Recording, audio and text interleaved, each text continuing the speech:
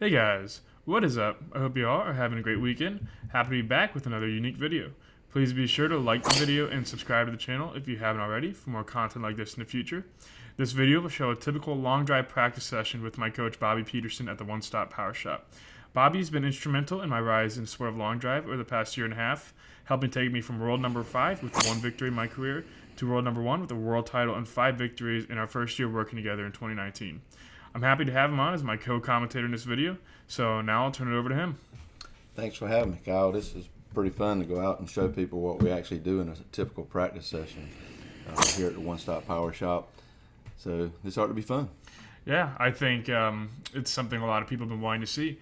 So what we're working on here, this was from last night as of the recording of this commentary, and the biggest thing we were working on tonight, I guess last night, was having a consistent attack angle somewhere between 6 to 8 degrees and really working on spin management. This was actually after one of our speed pushing sessions over the past week or so. What I mean by that is we have about 3 or 4 days where we push speed to try to continue to push my body faster, and then after that window is over, we'll have days like these where we're working on mechanics and really trying to nail my ball flight and nail my swing the way we want it to. So that's kind of what we were working on in this session. And they're definitely more grindy sessions. We're really trying to work on stuff, but they're extremely important for what we're doing in terms of becoming a better long driver.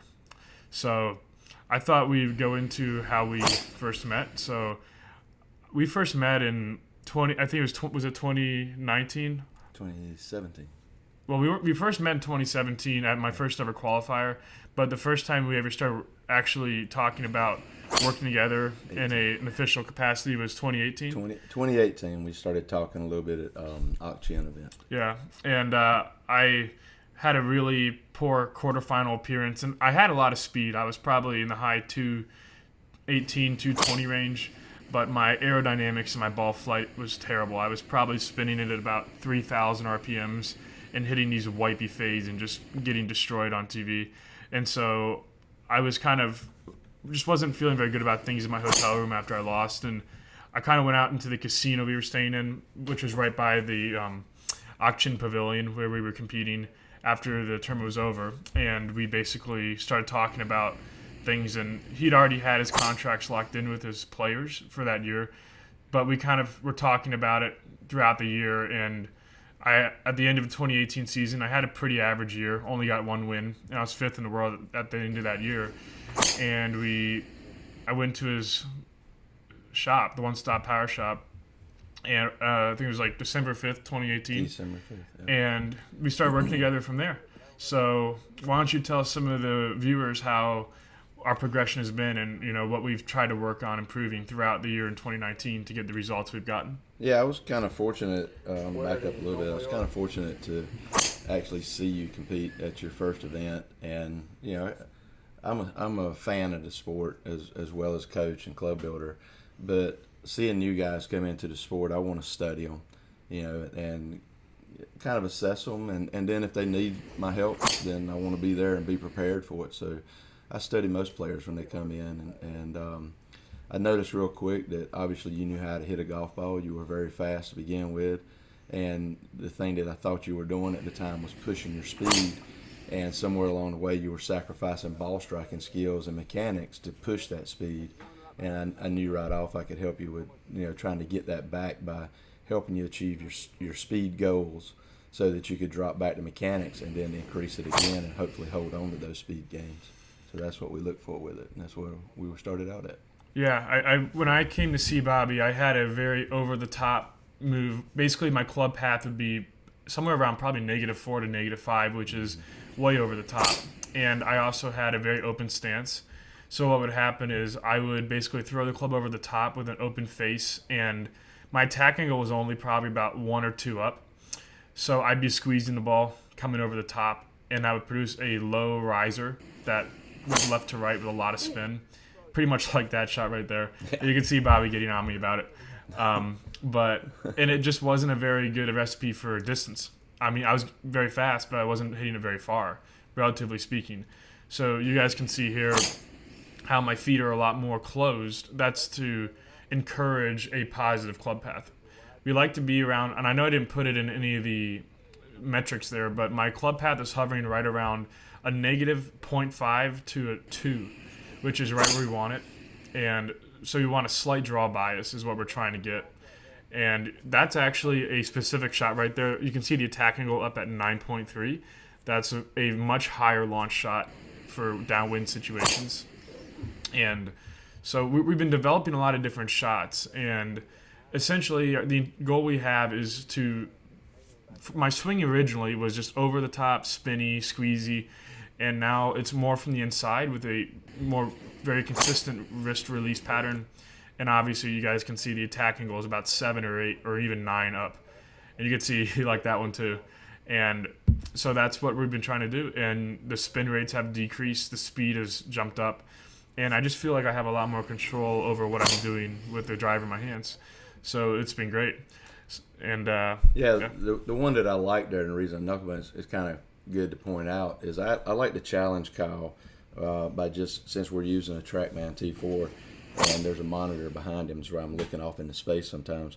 But I like to challenge with hitting a certain path, whether it's a 1.7 right path or hitting an angle of attack. And on that shot, I actually called for a 7-degree angle of attack, and he hit a 7.1. Yeah, so you got to reward successes, and that's what I was trying to do to give him that bingo moment of because you're working and there's very few times where you actually pull off like what you consider a perfect shot, and that was a really good one. Yeah, I mean, we've always been very precise in our practices, and you can tell by watching what we're doing right now.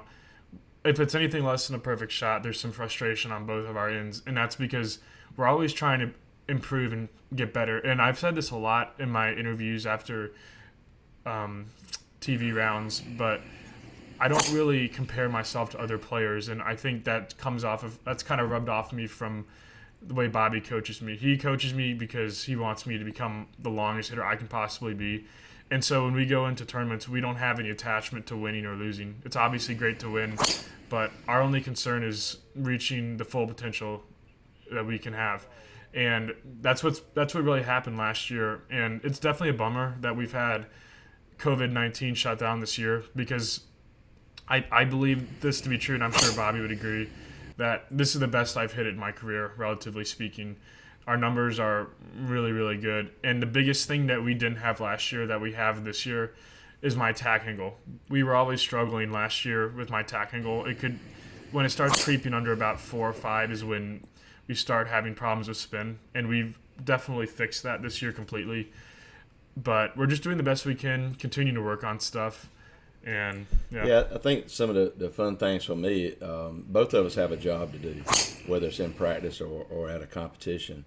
So it looks like I'm probably just standing there staring in space, but what I'm doing is I'm actually monitoring his alignment, his ball position, setup, and Kyle is super consistent with doing that now. And I'm actually listening to the club as well, because they will kind of, I mean, I'm not like the club whisperer or anything, but they do make certain sounds, when you hit certain shots, or if they're failing or actually improving. And then obviously we're always looking at the environmental conditions, and we got really lucky on this night. It was 0 wind, perfect temperature, and we had a great time with this practice. He was able to reach our our practice goals that we set, and we kept our ball count really good. I think we hit about 90 balls on this. It's 91 balls per that pyramid thing, and so I hit just about the entire pyramid, I think. Yeah, the dog stole one. Yeah, the dog took one, so 90. Yeah. So, but being consistent with your setup and all of that is something every player can control. So that would be a good advice. There goes the dog, just catch him off. But being consistent with that, you can control that. Once your swing moves, you got to be athletic. So the thing that I look for with Kyle is being consistent with that setup, and then correct if needed. But also I allow him to be athletic and creative, because he is a sort of like a painter with this club. He just is wielding it just like a artist would be wielding a brush painting a canvas. Yeah, I think that's about the best way you can possibly sum it up, and I see our time's almost out. So, Bobby, I want to thank you. If there's any way for people to get in contact with you, I will put it in the description and make sure that they can facilitate that. So I hope you guys enjoyed the video. Please like, comment, subscribe, And I will see you guys next time.